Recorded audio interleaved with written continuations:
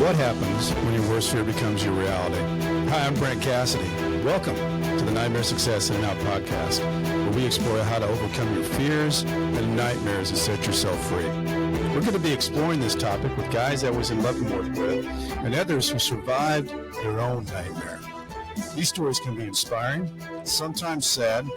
There's some humor, but hopefully you can come away with a nugget of something that'll help you knock down some of the prisons you built up in your own mind. All right, welcome back, Nightmare Success listeners. Welcome. This is where you come from. What happens when your worst fear becomes your reality? How do you adapt, survive, overcome, set yourself free? And don't forget to follow, subscribe, share, like, comment, all that good stuff. Helps the show. Okay, folks, I've got a great guest here, and I went to his website, and I thought it just like stuck out at me. It says Stephen's life story is one of dreams, destruction, disgrace, and deliverance. Wow, that's pretty powerful. If you tell you a little bit about Stephen, his earlier years were filled with promises. He came from a loving family. His dad was a pastor, and man, this guy could play some football. When he was in college, he was a running back, and it was he got All-American honors as a running back, led all junior colleges for all-purpose yards in 1984 season, averaging 177 yards per game. I don't know if anybody knows about football, but that's a lot of yards per game. That's like 2 games in one game. That's picking them up and putting them down.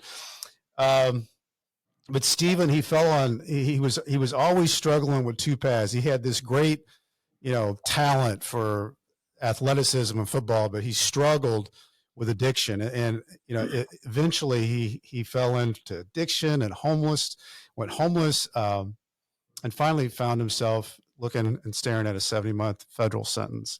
Yeah. He's going to tell us about all that. But when he got out, man, this guy hit the ground running. He is a running back. He's now a nationally recognized speaker, mentor, life coach. He has over 20 years of experience serving the homeless and the reentry population as a case manager, case worker, outreach worker, a mentor, life coach, and a group facilitator throughout the United States. So I can't wait to jump in and unpack all this. Before we do, I want to recognize our show sponsor, Auto Plaza Direct. Who likes spending a couple of weekends walking car lots, looking for a car? Then you spend 4 or 5 hours in the dealership to buy a car. It's kind of like getting a root canal. Well, there's a better way. Take away all this pain and hassle of getting a car. It's called Auto Plaza Direct. They're your personal car concierge. Just tell them the car you want, what you can pay, and they'll go find that car for you. They'll negotiate your best price. They also offer you warranties and financing. It's all full service. Go to autoplazadirect.com to get started with your personal car concierge. The new hassle-free way, the car buying experience you deserve. Auto Plaza Direct. Tell them Brent from Nightmare Success sent you. Stephen, Barbee, welcome in, my man. How are you doing? Man, I'm doing great, Brent. I tell you, I want to say, first of all, thank you for an opportunity to be on Nightmare Success In and Out show, and just, how we connected and, we pressed on through. But I just want to say thank you to you and just allowing me this platform, and then to your sponsors. Well, I appreciate that, Stephen. And I got to tell you, it's funny, before we ever got on, you never know what happens before the show. Steve and I are trying to figure out, Riverside FM has this crazy thing where you have to download Google Chrome, and between us as a partnership, we figured this out. We're here. We got it downloaded. We got Riverside FM going. Stephen's not on his phone. He's on his computer. We're all good. Yes, we are, most definitely. A step at a time, right, man? I see these barriers, right? It's like, there's a lot of roadblocks, but I think there's the reason why that through this opportunity, someone needs to hear this story. And so I'm just very honored to have this opportunity to share this afternoon. I'm excited about it. Let's jump into it. Because, it is an interesting headline, Stephen, when you look at your website, because it does grab your attention. Dreams, destruction, disgrace, deliverance, the D's. And you live through all that. Can you kind of bring us back into that Stephen Barbee world growing up? Sure. I tell you, just being brought up in a good Christian home, My dad was a pastor, still is, in fact. My dad's 86 years old, still Wow. preaching. My mother was an educator before she passed away, 2005. But the uniqueness of my family and the upbringing, because of my dad's ministry and different occupations and churches. Well, I was born in Joplin, Missouri. I tell people, I left at the age of 3. We moved to Wichita Falls, Texas. And if somebody came to me right now and said, Stephen, we'll give you $1 million if you could find that red house next to the woods, I wouldn't remember where that house is. That's all I remember about Joplin. But going to Texas, and the uniqueness of the big state of Texas, and everything in Texas is huge. I have an older sister, an older brother.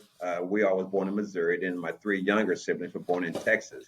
You know, sports, sports, sports. I remember at the early age of 8 just being introduced to sports and playing football. I'm talking about full contact sports at the age of 8. And that really got me into the attitude of playing sports and being successful. That's when my dreams began at a very Yeah. young age, because I did not like to lose. And of course, because of my dad's occupation as a pastor, and then being led to a church here in uh, Lawrence, Kansas. We did stop shortly in Kansas City. He didn't get the church, and that, in fact, was the first time I've never played football at the age of 11. So we moved to Lawrence, Kansas, and because of Texas and their sports, me and my brother were so far ahead of the other kids, athletic wise, when it came to football, baseball, basketball, and just that drive to win. And that drive to say, you know what, if I'm down at halftime, I know how to regroup and to come out and have a better second half. Playing football and That's like playing a life lesson there. yeah, yeah, playing football and playing baseball there in Lawrence, Kansas. Of course, Lawrence High School back in the day was one of the big powerhouses here in the state of Kansas. We used to average 120, 150 kids out for football, and so you had to be good to start. And I was very good and very talented. Played football, was a Sunflower League as a wide receiver and a flanker. Well, I signed with Independence Community College there in Independence, Kansas.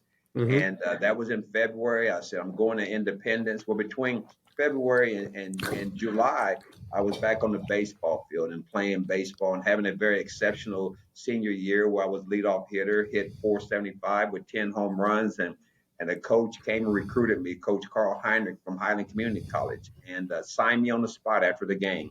And so here I am, my dream, a baseball scholarship, going to school, and it was just great. But the downside of it is by this time I started drinking alcohol. You know that grip of addiction. At that age, it was fun. Let's Yeah. let's get drunk and let's have fun, right? And that fun, it was still there, but because of my indulgence into alcohol, and by this time I had graduated to start smoking marijuana, my very first semester in school, uh, lost my baseball scholarship. Mm. You know, junior colleges, all you needed was a 1.58 GPA, and I had a 1.43. And I never forget, my dreams and now the disgrace, right? And here I am without a scholarship, and I began to call other coaches in between that semester, and Mm-hmm. saying Highland's not a good fit, and but I wasn't telling them the truth, right? I didn't Yeah. tell them that I flunked out, and I never forget. I'm not for sure what school I had made contact with. I made a phone call, and I heard the double click. Of course, just before cell phones and landline phones, my dad was listening in on my phone conversation. My dad called me upstairs. And he said, "Son, I tell you what you're going to do. You're going back to Highland. You're going to face your teammates, your classmates, your roommates, because not only did you fail yourself, but you failed them." And so I went back to Highland. Of course, I I had got to to pass. ask you, Stephen. I got to ask you what, because your world growing up, Yeah. um, what was it like being the kid, the pastor's son? Was that an extra thing that you had to work with, or how did that work? Well, it's, I always said I had a mistaken identity, right? I was always known in Lawrence as Pastor Barbee's son, or Miss Ann's son, right? uh, Mm-hmm. the stigma. They call it PKs, pastor's Yeah, kids. pastor's kid. I said we graduated now. We're TOS, that we're theologian offsprings, and so, 6 kids will run through the church. and I'm the last one. And they would say, "Did you see the pastor's kids? What about the other five that I was chasing, right? Or in the Right. Christmas play, and I stumble over my lines and say, can you believe the pastor's son didn't even know his lines? And so just that whole stigma, that whole being underneath the microscope, and everything that we did was watched and Hmm. monitored and everything. And so just having that other label, right? You know, now Pastor Barbie's son, now the athlete, right? But now the athlete that's not playing ball. And so that semester I went back, and I never forget my baseball coach, Carl Heinrich. He met me at my dorm, and he said, I want to show you a place on campus. I think you don't know we have it. And he walks me across the street, Brandon, and walks me into the library. He said, people that comes to the library, they study, and people that study stays eligible. And so that particular semester, I couldn't play baseball in the spring, and so I said, well, let me just walk into the football team just to stay in shape. Well, I got football fever again, and my GPA skyrocketed to a 3.2. Got my scholarship back.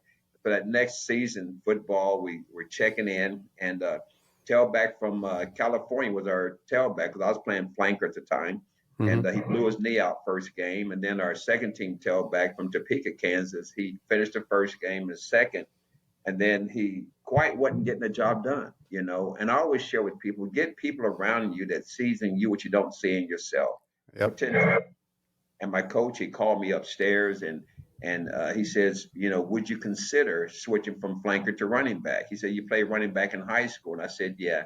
And I made the switch. And you said it in the intro, but that 278 yards that I had on 29 carries was my very first game as a tailback. And of course, the coach left me there.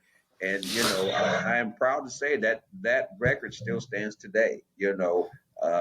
From 1983 to 2024, that record still stands. I It's a still long time. have, yeah, I still have probably about 8 or 10 records where I'm in the top 5 or top 6 at Highland Community College. So here I am now. I'm excelling on the football field, but yet now the party is really picking up, right? Because I'm the big guy on campus, right? I'm partying and drinking and hanging out, and as long as my grades was eligible, the coach kind of looked the other way.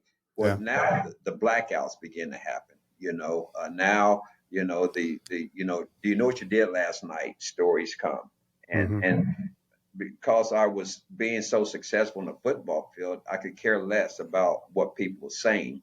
Well, eventually, we that second year at Highland, of course, you read it. I led the nation all-purpose running, and I'm getting, you know, recruitment letters from Stanford University, Sure. Western University.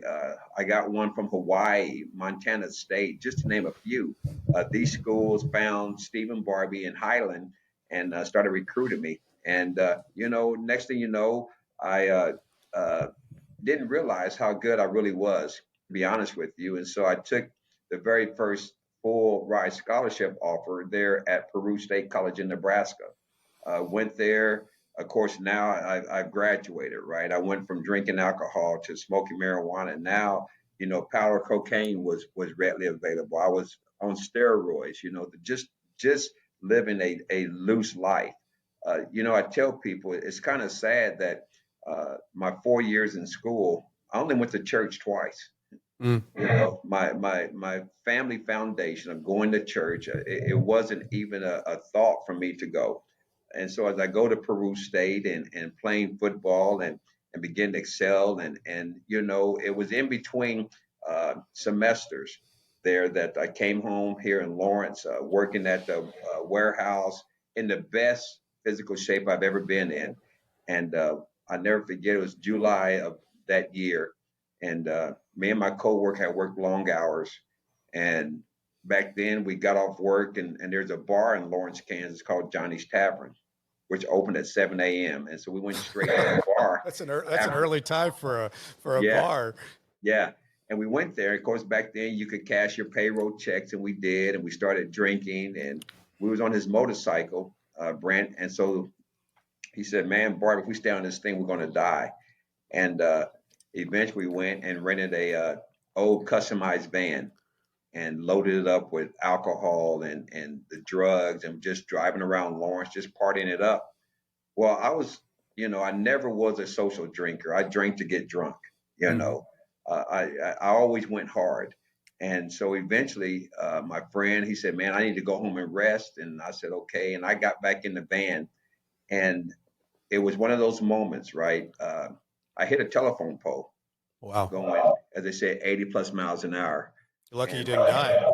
yeah, and because of that, even today as a constant reminder, on my left arm, I have a battery acid burn that starts here and it goes all the way up. And so at that particular time, I was 2 weeks away from reporting for football. My head swollen and a bandage. And my dad took me by the van. He said, I want to show you how blessed you really are, because I literally pushed the engine all the way in and Mm. the battery acid dripped on me. And so then I called my coach, say, hey, coach, I'm down, depressed. I don't want to come back. I can't come back. But I tell people, God has a sense of humor, because my roommate from Blytheville, Arkansas, his car breaks down going to two-a-days. And where does it break down at? 3 miles outside of Lawrence, Kansas. My dad wakes me up and says, go get Josh. And I'm like, well, where is he? He's on the highway. So he comes in, and Josh asked me, he said, hey, Barbie, think your dad would take him up to Peru? I said, I don't know, ask him. And sure enough, he asked my dad. He said, I take you Sunday after church, son. My dad calls everybody son. And Brett, Mm-hmm. if you had the opportunity to meet my dad, he's going to call you son. So it's just something my dad calls all young men. And we drove up to Peru, and practice was going on, and Josh gets out of the car, and practice continued. Well, when I get out of the car, practice literally stops. Teammates run up saying, Barbie, man, we need you to come back. We need you to come back. And so me and Coach Adcox, we took a walk to the other end of the field. He said, Barbie said, if you back by next Sunday, you still have your full ride scholarship. And so, of course, I got football fever. The trainer made me a removable cast, one that I could put on and take off daily because of the open wound on my arm. And 1 week later, I'm back on campus. And 2 weeks later is our first game. Coach says, Barbie, I can't start you. You missed 2 days. And so, in my mind, I didn't think I was going to get to play. But he Yeah. said, I wasn't going to start you on offense, because I was a return specialist, punt return kickoff. He allowed me to do the opening kickoff. I went to the sideline, didn't play the whole first quarter. First play in the second quarter, he's calling me. And Brent, I go uh, option, and I break one for like 64 yards. I'm like, man, I'm ready to have a great game. Uh, Rest of the game, I'm in and out. Second game, I'm playing more. And finally, the third game, he says, you're ready to start. And I'll never forget, we were playing Concordia College out in Nebraska.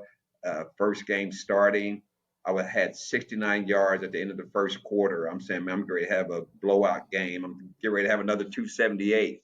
Well, Yeah. the first play in the second quarter, I tore the ligaments in my ankle and was Mm. out. Of course, how do I deal with pain?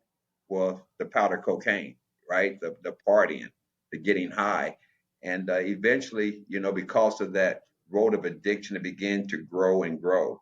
As we move into this, I'm wondering, Stephen, when uh-huh. you're talking about this, did you have other teammates that you were doing this with, or were you having your team as one lane and then you were living this addiction lane on the other side? Was it, it was all. It it was was all? teammates. Yeah, it was teammates. It was staff. Yeah. That had the house off campus, and as long as what goes on in the Mm-hmm. professor's house and the head cook's house, it stayed in the house, and eventually, it spiraled out of control. Still to this day, it was 2 weeks before the semester ended in May. Uh, the campus police comes up to my room, wakes me up, and he says, you need to get down to the dean's office. I'm like, well, why? He said, you need to get there immediately. So I get up, hungover, and the ultimatum was this here: either we press charges or we're going to kick you out of school. And I Mm. said, well, kick me out of school. Uh, you're talking about destruction and disgrace. Now, a full ride scholarship, gone. I begged him. I said, can I at least stay till the end of the semester? He said, no. And so I come back to Lawrence, Kansas. My dad knew something was wrong because I come home on a Sunday night. Usually Sure. I'm going back to school on a Sunday morning. And so here I am down and just depressed. And now what? I was always able to bounce back. I Mhm. always had a dream, to coach college football, and I had that opportunity. There in Lawrence, Kansas, there is a Haskell Indian Nation University. Yeah, I've Back heard then, of it. yeah, back then it was Haskell Junior College. Well, I Mhm. was able to get hired on as their running back coach, and they had a 33 game losing streak. We ended up having a 6-4 record. We ended up having a winning season. But by this time, I mean, I'm just out of control, drinking, getting high, hanging out with the players, partying with the students. And one particular night, I snuck two of our star players back into the dorm. And one of the assistant coach saw my car driving off campus. And he reported to the athletic director and the head coach. And they told me I need to resign. And so now here it is in 86, 87, just like now what, right?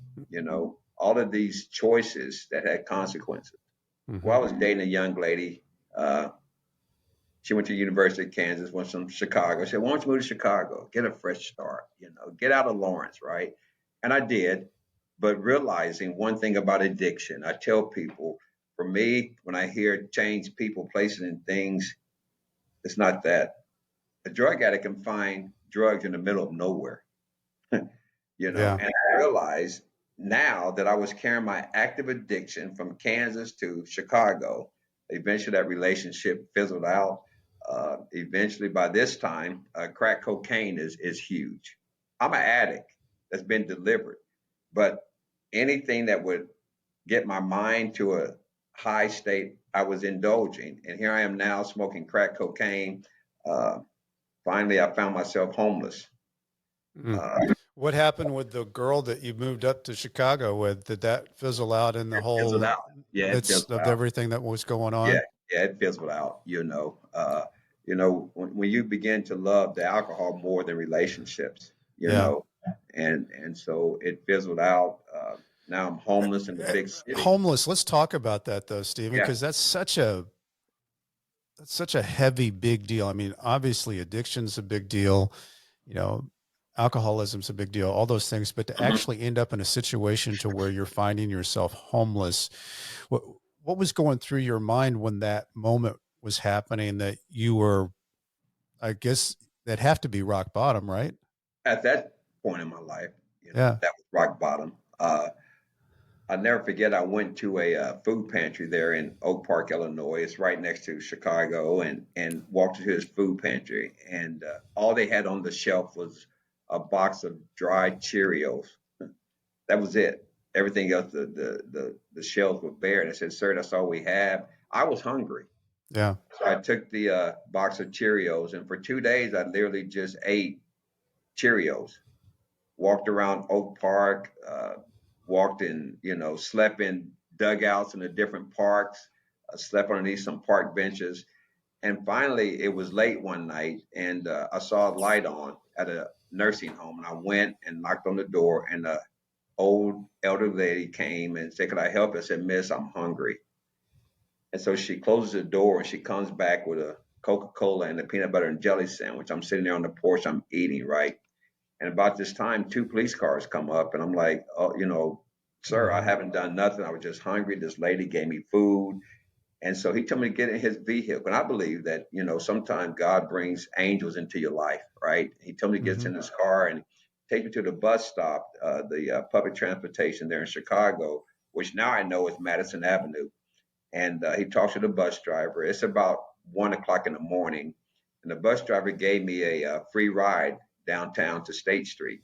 And he just said one direction. He just said, "Son," he said, "walk till you see the cross." I literally walked into Pacific Guard Mission. Mm. Pacific Guard Mission, of course, is one of the largest rescue missions in the country.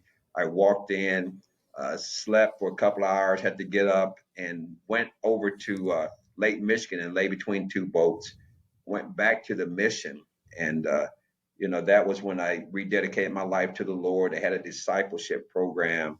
I joined the program, uh, just began to love me again. You know, Hmm. and I loved me. Met a young lady one night in August on the street. We had to do street evangelism. Gave her some gospel literature. 10 months later, she became my wife. And out of that marriage, two beautiful kids. went back to school, finally got my degree from Trinity International University in communication, Wow. full-time ministry, doing what I love to do, helping people, right? Well, Right. eventually, me and my children's mother, sometimes you look at a person and you say, who are you? You know, we were so career driven minded, let's do the career, had our kids in private school that we literally grew apart.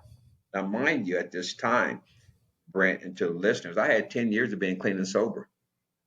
Wow. I was off the crack, off the alcohol. I mean, living the life. Well, one day Was it she, hard? Was it hard for you, Stephen, to get off and go clean and sober? Did you struggle with that, or was it just something you went straight out into a new path and had new straight, things going on, and yeah, just straight that to a was new it? path. Yeah, yeah, Got it. Okay. yeah, it's kind of like being that running back, right? Just shaking the DB one last time. Yep. And the thing of it is that uh, she left, and I'm working on my master's degree, and this is when we had answer machines. I would come home and hit and no message. I said, at least you would let my kids say, Dad, we miss you. And so about 2 or 3 weeks. And so one night, man, I hear a old familiar voice, and it says, you haven't had a beer in 10 years. Mm. And I said, look around. I said, you're sure right. And so that particular night, I went to the liquor store and I bought me a 40 ounce. Mm-hmm. Didn't think nothing of it. And then the next week, Wednesday, went to class. But this time, being an addict, I done opened that active addiction open, right? I went to the liquor store and bought me 2 40 ounces. And then that old voice came and says, you haven't had a hit of crack in over 10 years. Look around. I said, you're sure right. And that particular night, there in Chicago, of course, inner city, crack on every other corner. I found crack and ended up smoking over $700 that night. Mm. Literally opened the door of active addiction, literally.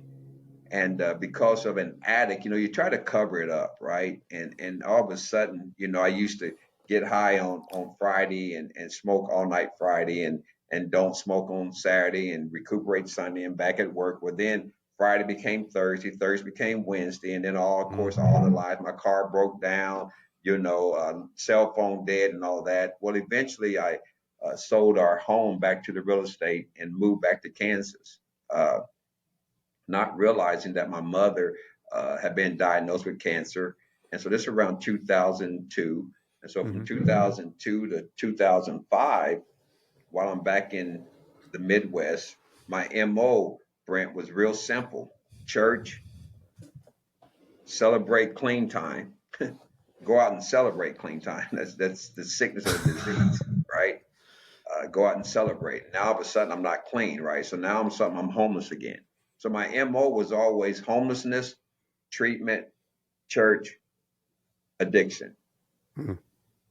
Homelessness, treatment, addiction, church. And that was my MO from 2002 What to I'm curious, Stephen, with your dad, because he seems like he was a big part of always kind of the guy that was sitting on your shoulder with yeah, the advice and whatever. yeah. How was he in your life at this time period? My father, he hasn't changed. He didn't condone my active addiction. He Mm-hmm. didn't condone and he wasn't in the stands saying rah rah. It was a heavy burden for him and my mother. I try to cover it up, but an addict, eventually get to that state of I don't care. And so because of that and because of my active addiction, I found a very active uh, crack drug house in Lawrence.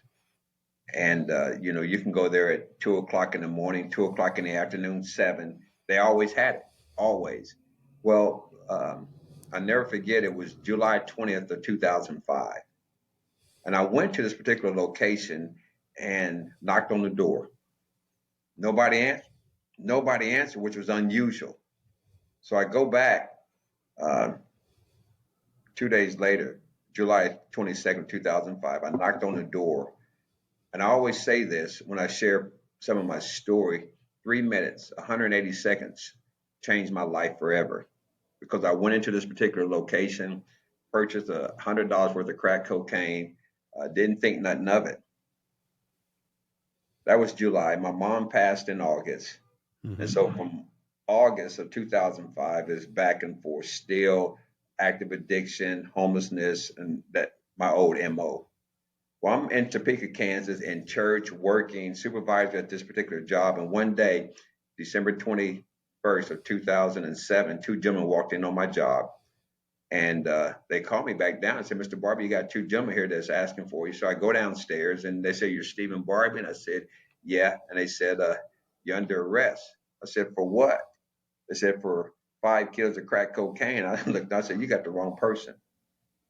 And Brent, they took a photo and they held it in front of me and said, is this you? And I said, yeah, that's me. So I got arrested. You know, I wasn't a big time drug dealer. I was just a street user, a hustler, you know, never was one to walk around with guns and all that. And so when they said that, I was kind of surprised. And so as we left Topeka, coming through Lawrence, I said, can I at least call my dad? You know, because in the midst of my addiction, you know, I used to do stupid stuff, you know, like open container arrest. I used to write bad checks on my own account, knowing that there's no money in there. And my dad, most time, would get me off. You know, one particular time in the midst of my addiction, I used to write checks, my dad's checks, because I got my legal name is Leo Stephen Barbee. My dad's name is Leo Barbee. So I used to write checks. His checks bounced. And one time I ended up running up about $700 of bad bounced checks, you know, and just the active addiction. But this particular time, my dad couldn't get me out of it. You know, he couldn't talk to the judge and say, this was too big. Yeah. And so I get out on bond. And from December 21st until June, I'm out on bond, going back and forth to court, getting new lawyers. Couldn't figure out how did I get caught up in a 13-man federal drug conspiracy. It was the 3 minutes. That particular location was under surveillance. I didn't even know it. And my second lawyer had to drop off my case, conflict of interest. I didn't realize that a guy that I was getting high with in Lawrence, Kansas, he was a CI, confidential informant working for the government, working off his prison time, but setting other people up. And she told me, do you know this gentleman? I said, yeah. She said, he's the one that got you connected. And that day, looking back, when I went in and purchased $100, it was him and another guy. And that particular day, we usually go get high. Like, okay, let's go to your apartment. This particular, he's like, no, not today. Here, let me break you off a little something. Well, I didn't realize that the other guy was an undercover cop. And they Stephen. Yeah, they went down to Douglas County, turned in the evidence, and so that's what happened. And so now back and forth to court, and I never forget, because I was out on pretrial services. I had to call every morning to see if my name's up for a drug test. And, I would go. Well, this particular moment in my life, it was 2 weeks. Every day I called. My name wasn't up, right? And it was a Friday, man. I'm sitting in Topeka. I'm just like trying to figure out this 10 to life. That's all I kept hearing, 10 to life. And I went out that night and I purchased $50 worth of crack cocaine and a half pint of vodka. Well, the next morning I called. It was your turn. It was my turn. And there was nothing I could do. And I went and gave the UA Saturday morning. Monday morning at 8:05, Miss Kern, she called me at 8:05. We're great friends now. That's another part of the story. She called me at 8:05. She said, Mr. Barbee, how you doing? I said, I'm doing great. She said, are you sure? I'm like, oh, I'm doing great. She said, no, you're not. She said, what I'm looking at, you gave me a dirty UA. And she said, as we speak, I am writing a warrant for your arrest. Well, because of my petty crimes in Lawrence, I had a court date. My dad came and picked me up, and I never forget, I walked into the courthouse, and the prosecutor stands up, said, Your Honor, we drop all charges against Mr. Barbee, right? And I'm thinking I'm getting ready to score a touchdown. And he said, no, Mr. Barbee has a bigger fish that he needs to deal with, and he has a federal warrant, and they arrested me. I lost my freedom. You know, I lost everything. And that was in June of 2008. That was the moment of my rock bottom. Mm-hmm. And, not the deputies came and arrested me, the marshals. That's that's the big leagues. Yeah, It it's a wasn't whole Barney. different ball game. It wasn't Barney Fife and Goober. Right. It was look.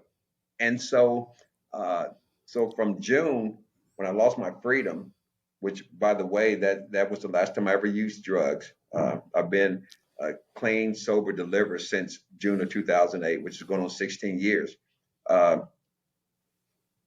Back and forth to court, back and forth to court. And then finally on August 29th of 2009, I got the 70-month um, sentence. And the thing of it is that I'll never forget Judge Langston said this on the record. He said, Mr. Barbee, you don't fit the type. You're educated. Uh, your parents is in the courtroom. You don't, and he said, I don't know what excuses you can make. He said, but I do know that you're dealing with some demons. And he said, I pray that this 70 months that you face your demons. And I did, going from CCA to Pekin, Illinois. And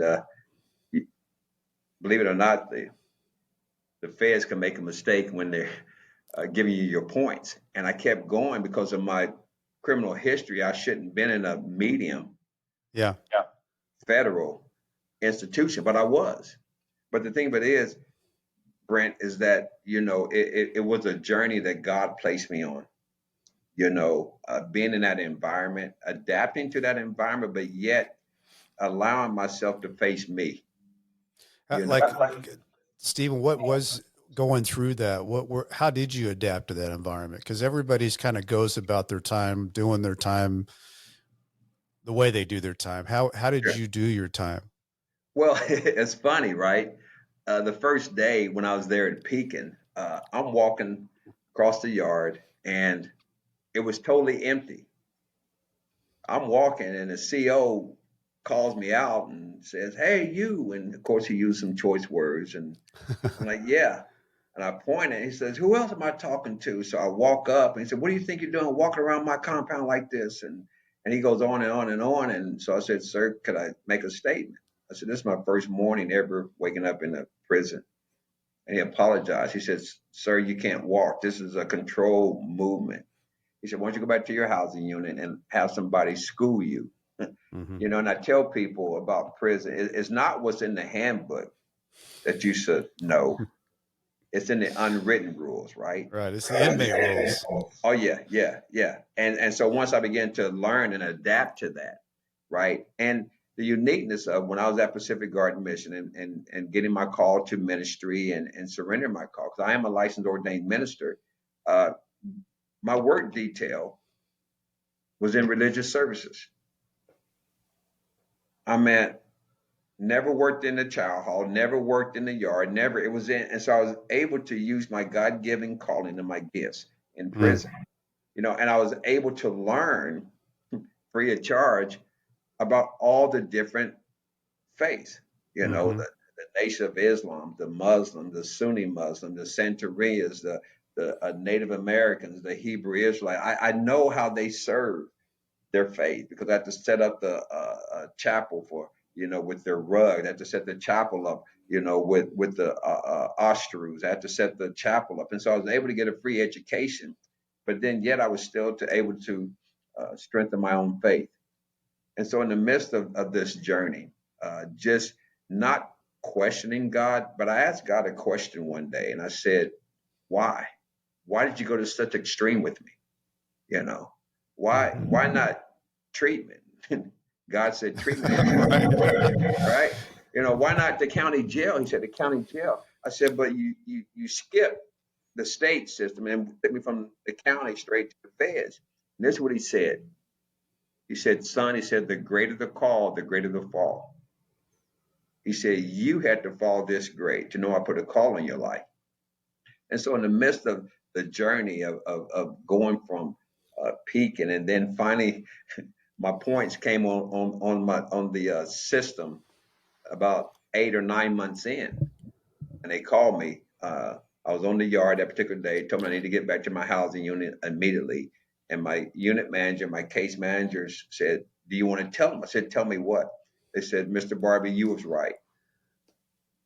I only had 11 points. I should have been, as they say, club fed. I should have been Yeah. at a camp, right? Right. And so here I am at a medium. They made a mistake, right? And they said, we're starting to process the paper to get you off of this compound immediately. So I said, well, what camp are you going to? And they said, well, Mr. Barbee, we're sorry. The BOP policy is because you had a medium, you have to go to a low and then to a camp. And so then I had to do catch the famous Con Air from Chicago, O'Hare, flew down to Oklahoma City for 14 days, got back on Con Air, flew into Memphis and caught the bus over to Forest City, Arkansas, because I was really facing my demons of addiction, right? I asked myself a simple question: where am I? How did I get here? And where am I going? Mm. And when I asked those honest questions, I asked myself a simple question. I said, how many times was you arrested sober? Never. I told myself, I said, if I just stay out the alcohol, if I stay out the crack, if I stay out the marijuana, any mind altering drug, I said, I would never, ever have to wear these silver handcuffs again and be in khakis. And by God's grace, I haven't. So in the midst of facing my addiction and my demons and facing them, I went through the RDAP program, which is the Residential Drug and Alcohol Program. And Right. I was able to get those tools that was going to put me on the pathway to be successful. Because I completed RDAP, I did not do the full 70 months. I only served 44 months behind the walls.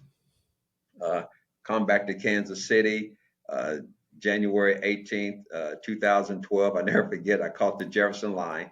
And every time I see Jefferson line here in Kansas City, it just takes me back. I see it going south and I see it coming north, I'll never forget, my dad picks me up at the bus station here and he goes to the side, and you know how they lift the side to get your luggage. And he said, son, which one is yours? And I said, Dad, this is all I had.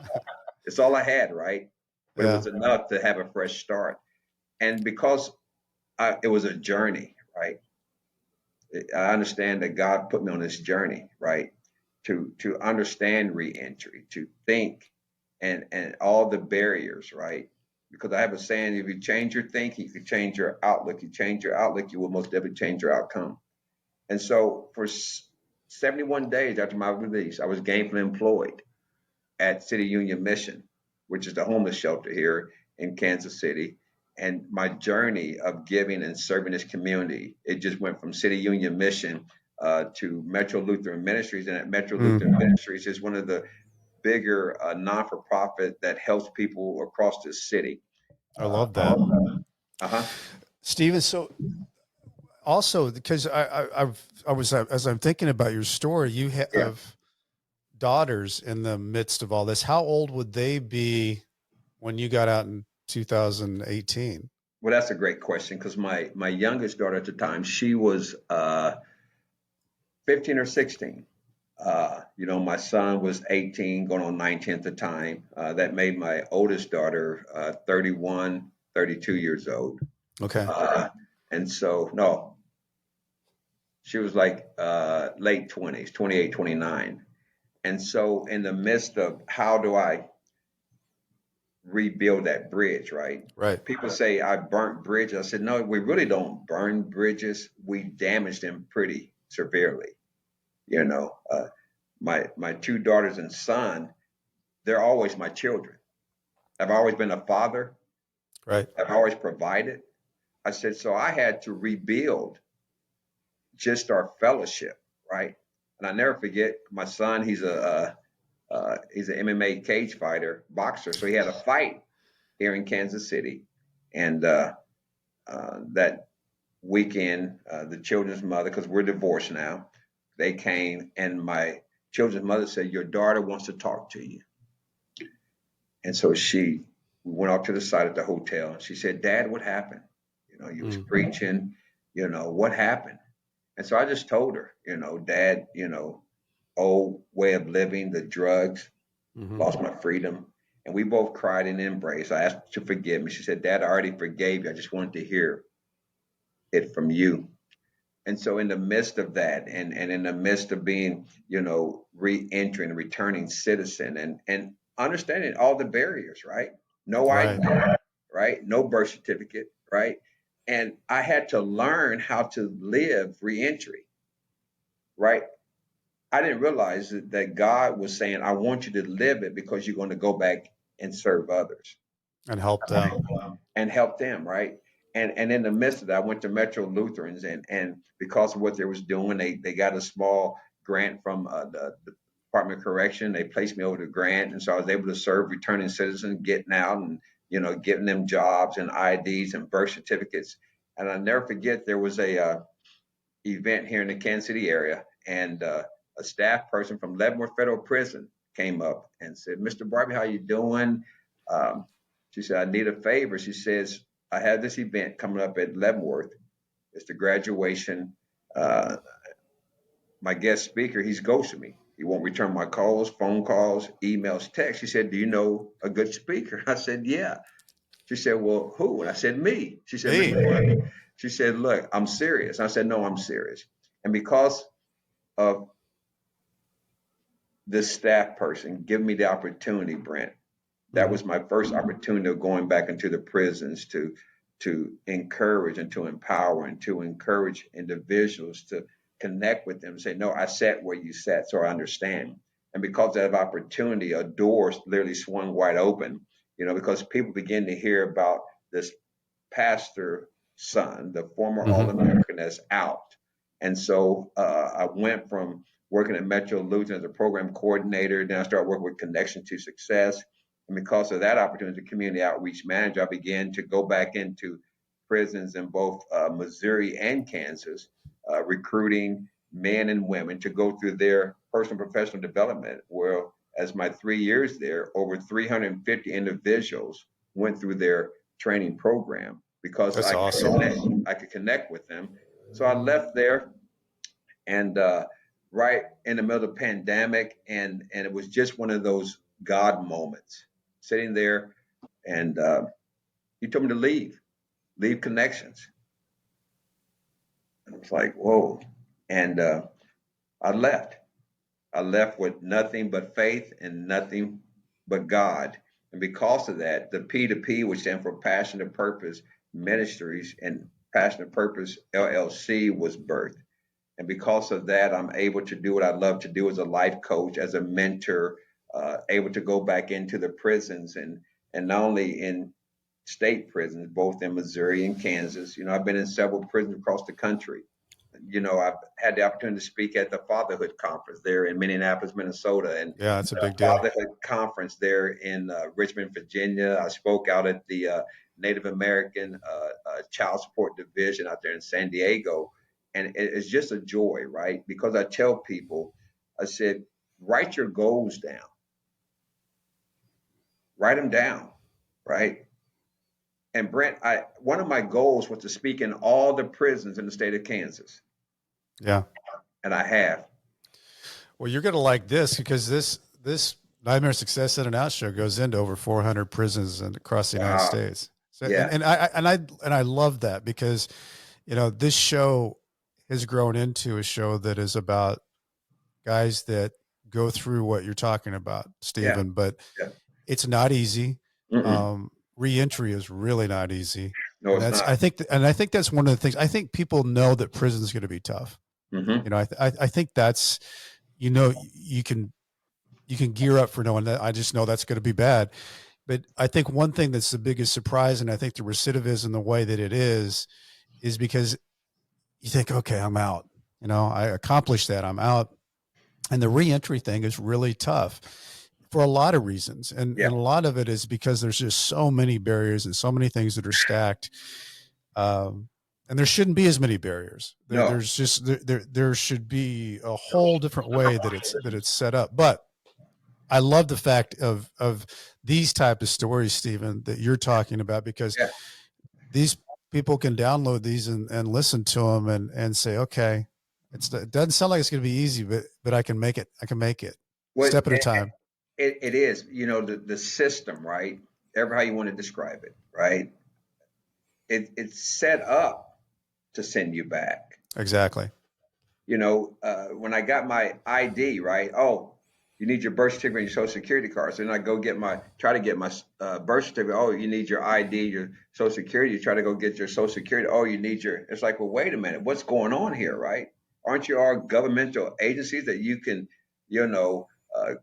send the file or accept this document? And that's the thing a lot of people just don't understand. Now watch this, because I deal a lot with Kansas Department of Correction and Missouri Department of Correction, right? A person gets out, Brent, and they tell them you got 15 days to gain employment. Right.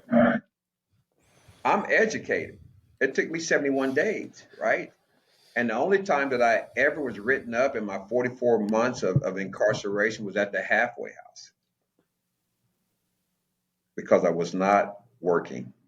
Yeah. And so the thing of it is, as a court advocate and as a mouthpiece, I network, and I network because for those I need to serve. I network when I go to when I go to the DMV, and the lady, she's going through her spiel, and then I pull her to the side. I said, Miss, I said, those that I bring in here just got out of prison. I said, can you accept their prison ID and the letter from the halfway house as documents? And she was like, yes. So she knew when I came in, those that I'm bringing, right, it made the process a lot easier.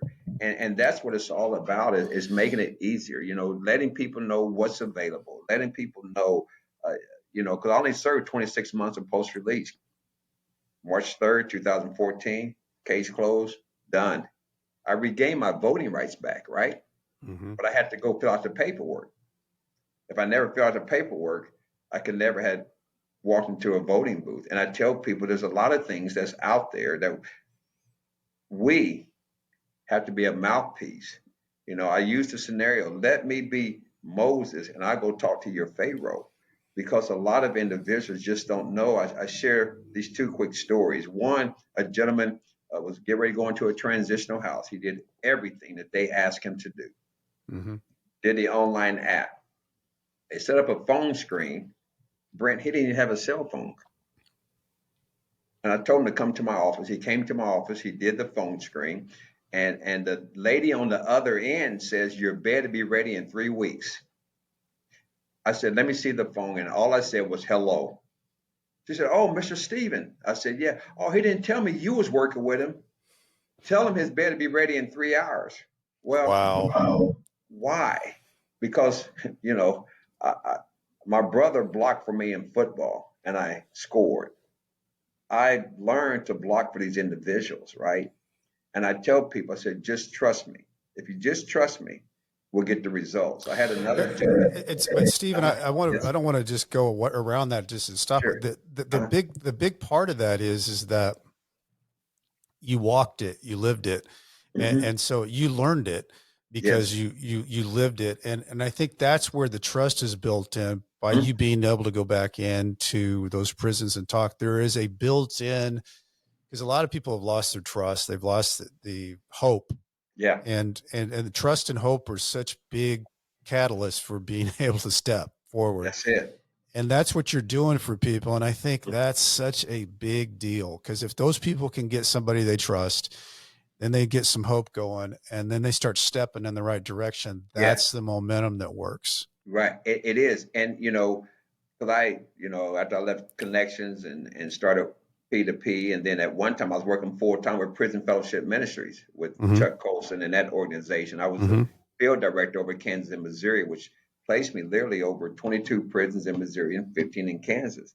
I'll never forget, we went to one particular prison, and we were signing individuals up for the Angel Tree, and a gentleman was getting out, and he said, can you bring me some resources? And of course, I went to the chaplain. I said, could I give him a few phone numbers? And he said, yeah. Well, when I came back, Brent, first thing he says, you got that for me? Now, if I didn't have the numbers, I would have lost all trust with him, right? And because I had the numbers, right, then he began to open up even more, and then got in contact with his family. Prison Fellowship gave him the toys. He was so thankful and grateful, right? Yeah. Who was the first person he called when he got out? Yeah. It's because that trust factor, right? And it's building trust and being a man of your word. I'll never forget, another time a guy had gotten out, came to my office, and I told him, I said, by the end of the day, you'll have your birth certificate. And he looked me in the eye and said, man, don't lie to me. Mm-hmm. But I could talk his language. I said, when you're behind the walls, what all you have? He says, your word. I said, I gave you my word. And so by me being a network, I knew where to go get a voucher to get his birth certificate. We went down to 2400 Troops here in Kansas City, Missouri, got his birth certificate, right? And the next thing you know, in the next sentence, this is what he said. Come on, let's go get my ID. And I said, no, let's celebrate your success. Let's Yeah. celebrate. I said, this time yesterday, you was in prison. This time yesterday, you didn't have a voucher for your birth certificate. This time yesterday, you didn't even have your birth certificate. I said, no, learn to celebrate your success. And I believe with reentry and how to cut down on recidivism is is to make goals, right? That the individuals can be successful. Yeah. And then what you're bringing up though, Stephen, is to celebrate those daily victories you have because you're stepping. That's one of the things. I mean, I talk about Shawshank Redemption all the time because it's got so many life lessons in it. But Yeah, yeah, you've got Andy Dufresne that's chipping through a wall for 19 years to get to his Zawantaneo, his freedom. yeah. But what does he do every day? He's got Mm-hmm, holes in his pockets, and he walks that yard and lets that wall out mm-hmm. because he knows he's staying on his daily task. That's his daily victory that he's That's staying it. on task to get Yeah, to Zawantaneo. And that's what you're yeah. just talking about. Don't don't walk over things that you should be celebrating, the successes you have, celebrate them so it gives you more momentum to step again. And that's a big Exactly. deal. It is, once I was on the yard there in Lansing, just walking the yard and just, shaking hands and conversation. One gentleman, he walks up, he's about 6'2", 6'3". I looked him in the eye and I said, did you play high school football at Topeka Highland Park in Topeka, Kansas? And he said, yeah. I said, you played college football at Peru State College in Nebraska? He said, yeah. I said, Steve Barbee. I said, I played against you in high school. I said, we were teammates at Peru, right? And he began to cry. Yeah. He said, Barbee, man, he said, you brought me some hope today, Mm. right? And I think that as a society, that we just had to be hope deliverers, right? Yeah. Just a little hope, right? If it's just a job lead, right? Or if it's just a housing opportunity, right? Just be that hope deliverer and then let hope do its work, and that's the joy I get because able to use my experience, right, to be an encouragement, to be able to look a man in the eye and says, I understand. I spoke at one prison and there was the one guy on the front row, Brent, defiant, would not stand up for me. And I walked up with conviction. I said, you will stand because I sat where you sat. Mm-hmm. And he stood up. Wow. He apologized. I was in that particular prison the rest of the day. I made a friend. He came up and he said, man, I didn't know that you had sat in my chair. He began to open up and said, I didn't have my dad around. The streets called me and I got caught up. And why could I stand there with that conviction? It's because I sat in that seat. Yep. And that's the joy of it is if you sat in that seat, right, you understand the burdens that individual is actually carrying. And so, it's been a joyride, to meet you and your audience and then others across the country. It's hard sometimes. It's a joy, right? When a prosecutor or a judge call me and says, I have a tough client. Can you meet with them?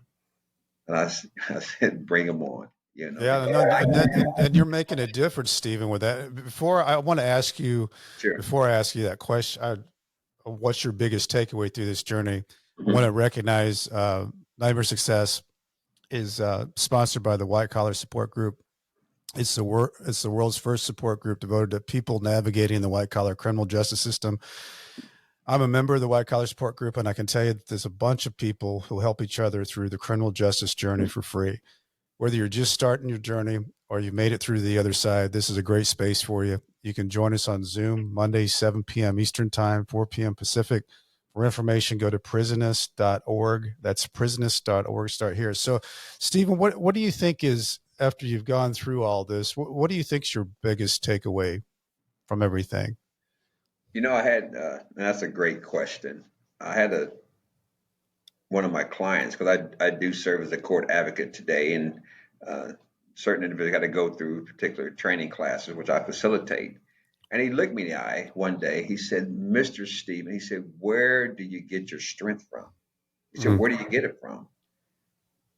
And my strength comes because I share my weakness. Vulnerability. I share that, right? It's not, everybody has a blind spot, right? And I tell Yep. people I share my weakness. People don't invite me to come and speak because I'm all American. That's just part of it. People invite me to come and speak because of my addiction, my homelessness, my incarceration. Mm-hmm. And I tell the young man, I said, that's where my strength come from, because I share my story. And I share it because I know what individuals need to hear, right? And I tell people there's a lot behind this smile, and the smile is because there's joy to living life to the fullest now, and Right. that's what I do. Just last night I was inside of a low custody prison here in Kansas City with 16 men in the group, and Brent, two of the men had just gotten out within the last 12 days. And this is what I said: welcome home. And their faces lit up.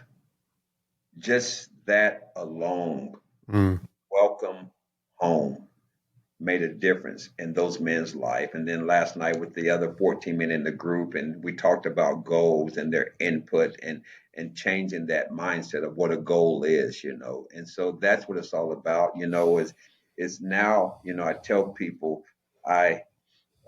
I'm not existing, but I'm living life to the fullest.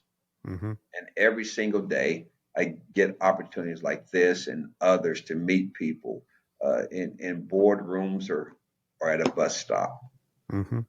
to share, that there is hope. There is hope. I love it. And that's what a lot of what you're talking about is all about, hope, Stephen. Yeah.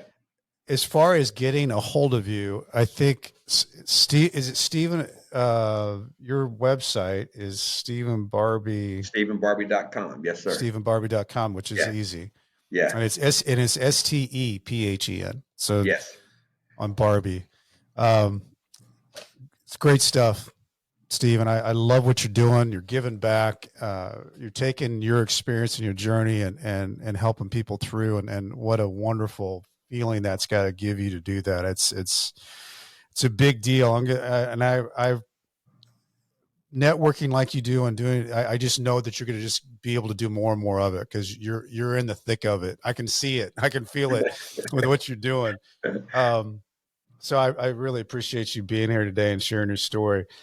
For those out there, I want to give a shout out to Homestead Financial, who lets me use this podcast room. And Yes. If you're looking for home mortgage needs, Greg Afdiev is your guy. If you're looking for a book out there, check mine out, Nightmare Success. And I know it's a hassle, but I've got to say it because it's such a big deal. If you've got time, go to Apple, leave a review. It puts the show on steroids. If you're looking for me, go to BrentCassidy.com. I spell it wrong. It's not with a DY, it's with a TY. And as I used to say when I was writing my emails back and forth from Leavenworth, stay strong. I'll do the same. Stephen Barbee, you are the man. I appreciate you doing all that you do, and thanks for being a guest today. Man, thank you, Brent, and to the listeners. I'll just leave you with one nugget here. Leave the seed in the ground and let time water it, because eventually it's going to sprout and grow. That's good stuff. That's where we're going to leave it, Stephen. I love that. Nightmare Success, in and out.